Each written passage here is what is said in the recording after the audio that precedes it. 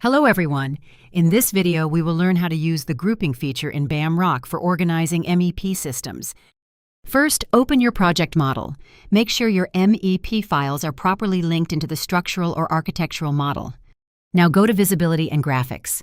Hide all categories except the one you want to group. Here, we will keep only the cable tray category visible. Next, go to the BAMROC panel.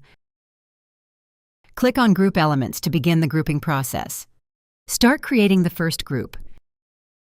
Now select one element from each cable tray system that you want to include in this group. After selecting, press Escape. Your first group is now created successfully.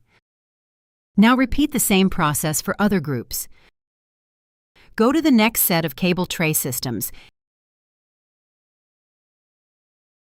and again select one element from each system you want to group together. Press Escape to create that group. Continue until all required systems are grouped. Once you are finished, click No when asked to create a new group.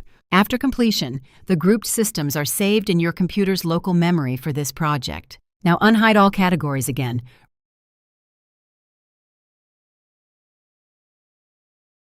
Run BAMROC as usual. You do not need to group the systems again for this project.